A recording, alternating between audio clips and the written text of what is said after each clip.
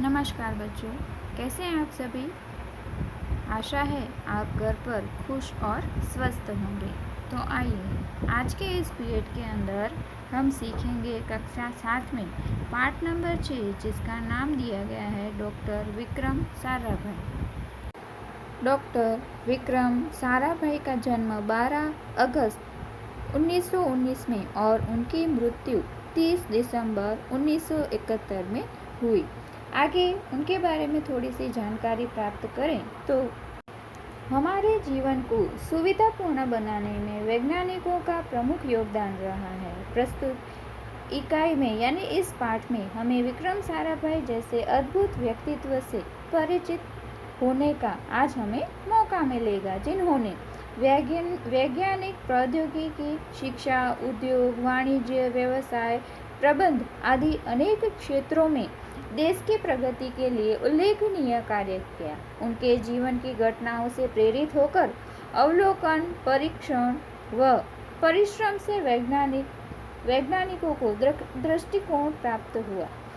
विकसित और हर तरह से योग्य ऐसे महान वैज्ञानिक और उनके जीवन की कुछ सेवाएं आज हम इस पाठ के अंदर देखेंगे। पाठ की शुरुआत में देखें तो एक ऐसे महान वैज्ञानिक थे। जब वे मात्र 2 वर्ष के थे तब गुरुदेव रविंद्रनाथ टैगोर ने भविष्यवाणी की थी कि यह बालक बड़ा होकर बहुत यशस्वी बनेगा, और उस बालक ने उनकी भविष्यवाणी अपने कर्मों से यानी अपने कार्यों से सच साबित कर डाली। क्या आप जानते हैं वे कौन थे? वे थे हमारे महान वैज्ञानिक डॉक्टर विक्रम साराभाई।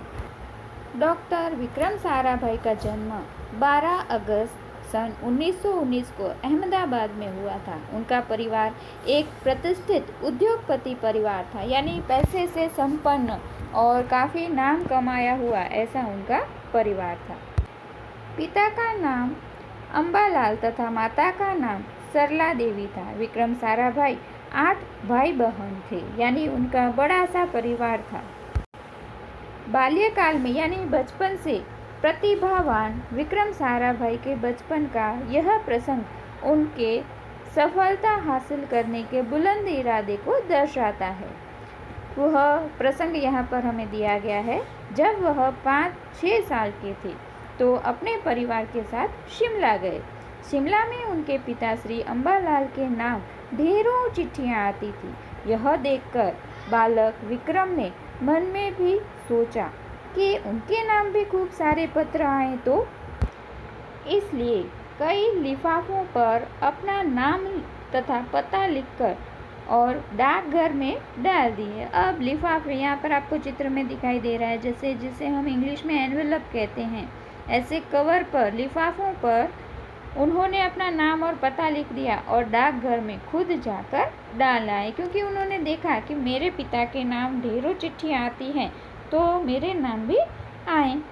फिर क्या था, उनके नाम पर ढेरों चिट्ठियाँ आने लगी। पिता ने देखा तो उनके मन में बालक विक्रम के इस काम के पीछे के उद्देश्य को जानने की इच्छा हुई।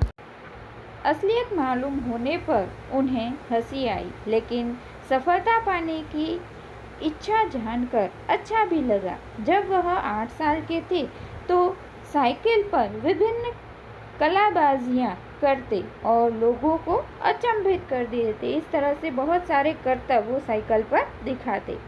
उन्हें साहसिक काम करने में अच्छा लगता था। साहसिक काम करना उन्हें प्रिय था। साथ में पढ़ाई में भी कम न थे। गणित तथा भौतिकी यानी विज्ञान के विषय में उन्हें गहरी दिलचस्पी थी। ये थी उनकी शिक्षा और उनका बचपन। आगे बात करें तो आगे की पढ़ाई का परिचय प्राप्त करें। उन्होंने मैट्रिक की परीक्षा सन 1934 में पास की।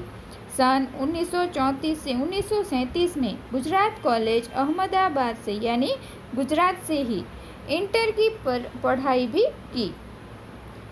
हमें ये जानकर गर्व होना चाहिए कि विक्रम साराभाई हमारी तरह ही एक गुजराती थे। सन 1937 में इंग्लैंड चले गए। सन 1940 में कैम्ब्रिज से गणित व भौतिकी में बीएससी की परीक्षा में सफलता प्राप्त की। तत्पश्चात द्वितीय विश्व युद्ध के शुरू होने पर विक्रम साराभाई भारत लौट आए।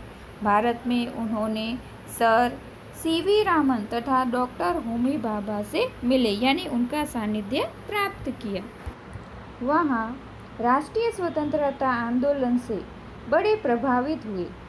सन 1942 में वह मृणालिनी स्वामीनाथन के साथ विवाह सूत्र में बंध गए, यानी उनका विवाह मृणालिनी नाम की एक लड़की से हुआ।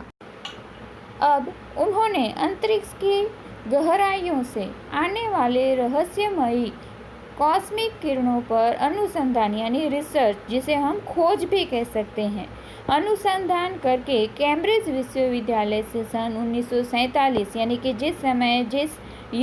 जिस साल में हमारा भारत आज़ाद हुआ, उसी साल में पीएचडी की उपाधि हासिल की। बच्चों, यहाँ पर पीएचडी की उपाधि प्राप्त करने से आपको डॉक्टर की पदवी यानी स्टेटस मिल जाता है। ब्रह्मांड तथा सौरमंडल के कई जटिल प्रश्नों का प्रायोगिक हल यानी प्रयोग के द्वारा, रिसर्च के द्वारा हल करने का श्रेय डॉक्टर विक्रम साराभाई को प्राप्त है। यह उनका सुझाव था कि कॉस्मिक किरणों पर प्रयोग के लिए हिमालय की ऊंची चोटियां सर्वाधिक उपयुक्त और अनुकूल है, यानी कि हमें कॉस्मिक किरणों पर अगर रिसर्च करना है तो उसके लिए हमारे लिए जो हिमालय दिया गया है, कुदरती हमारी जो धरोहर है, उसका उपयोग होना चाहिए, वही जगह अनुकूल है। इसलिए भारत सरकार ने गुलमर्ग में वैज्ञानिक उपकरणों से लैस एक प्रयोगशाला स्थापित की। लैस यानी भरी हुई, वैज्ञानिक उपकरण यानी अनेक सारे इंस्ट्रूमेंट, अनेक सारे वैज्ञानिक साधनों से बनी हुई एक प्रयोगशाला गुलमर्ग नाम की, जो ऊंचाई पर स्थित है, उस जगह पर उन्होंने, भारत सरकार ने उन्हें प्रयोगशाला भी स्थापित करके दी। अब डॉक्टर साराभाई के निजी प्रयासों से सन 1947 में भौतिक अनुसंधान प्रयोगशाला अहमदाबाद में स्थापित हुई। अब एक प्रयोगशाला हमारे गुजरात के अहमदाबाद में स्थापित की गई, जिससे वह आजन्म संबंध रहे, यानी कि जब तक वो जीवित रहे इस अहमदाबाद की प्रयोगशाला से वो जुड़े रहे। साथ ही उन्होंने देश में वस्त्र उद्योगों की तकनीकी समस्याओं के हल निकालने के उद्देश्य से अहमदाबाद में ही टेक्सटाइल इंडस्ट्रीज रिसर्च एसोसिएशन की आधारशिला भी डाली, यानी कि जो कापड़ उद्योग है, वस्त्र बनाने का, कपड़े बनाने का उद्योग है, उसके लिए भी उन्होंने कार्य किया। आगे की बात करें तो भौतिक अनुसंधान प्रयोगशाला डॉक्टर विक्रम साराभाई परमाणु शक्ति, अंतरिक्ष विकिरण, सूर्य, ग्रह, तारा, प्लाज्मा, भौतिकी और खगोल पर वह कार्य करते रहे। सन 1961 में वे परमाणु ऊर्जा आयोग के सदस्य बन गए। एक संस्था है जो परमाणु ऊर्जा पर कार्य करती है, उसके वो मेंबर बन गए। डॉक्टर भाभा की मृत्यु के पश्चात परमाणु ऊर्जा संस्थानों का भार युवा वैज्ञानिक डॉक्टर विक्रम साराभाई के कंधे पर आ गया, यानी कि डॉक्टर भाभा की मृत्यु के बाद, आगे हमने फोटो देखा था उनका, डॉक्टर भाभा की मृत्यु के बाद पूरा जो कार्य है वो विक्रम साराभाई के कंधों पर, उनकी जिम्मेदारी में आ गया। उन्होंने भारतीय अनुसंधान केंद्र का गठन किया, यानी भारतीय अनुसंधान केंद्र बनाया। डॉक्टर विक्रम साराभाई इसके पहले अध्यक्ष बने।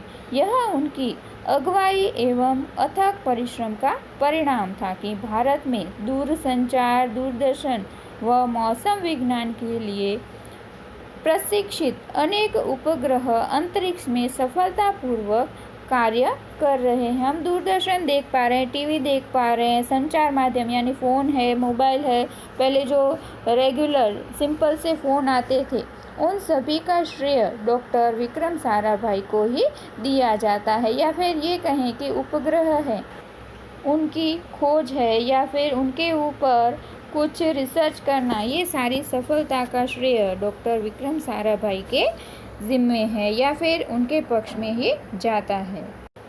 अब डॉक्टर विक्रम साराभाई ने अपना संपूर्ण जीवन भारत तथा विज्ञान के समग्र विकास के लिए समर्पित कर दिया। भारत के विकास में उत्कृष्ट योगदान के लिए उन्हें कई राष्ट्रीय और अंतर्राष्ट्रीय सम्मान यानी अवार्ड से भी सम्मानित किया गया। अब जो उन्हें अवार्ड मिले हैं उनका वर्णन देखें।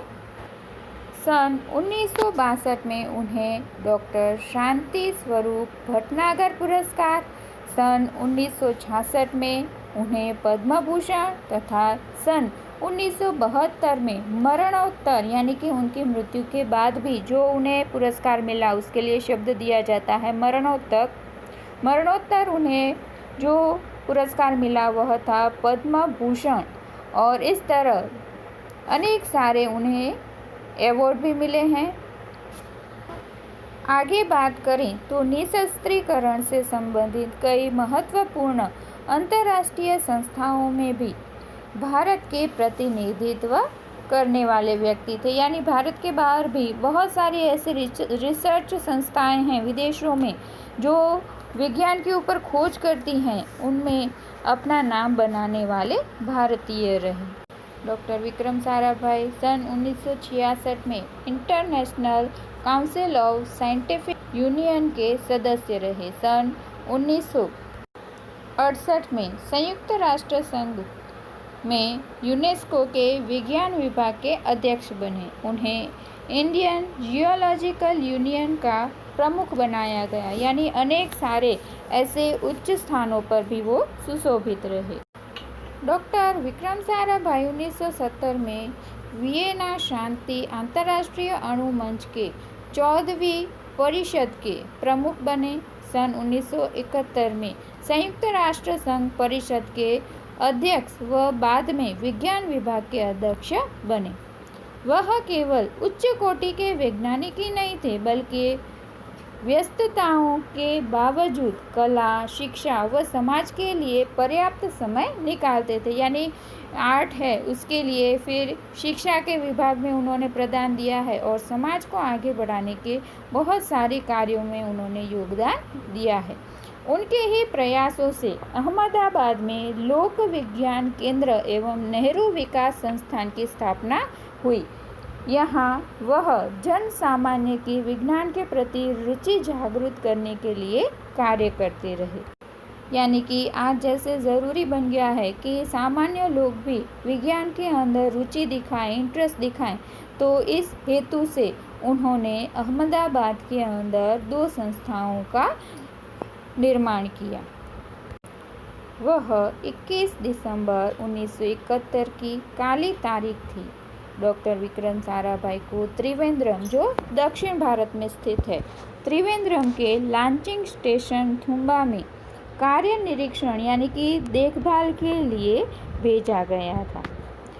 वहाँ वह एक होटल में ठहरे हुए थे। वहीं हृदय की गति रुकने से यानी हार्ट अटैक आने से उनकी मृत्यु हो गई। उनके निधन से विज्ञान में नित्य नए आयामों को जोड़ने वाला एक जीव चक्र सदा के लिए रुक गया हो ऐसा प्रतीत होता है।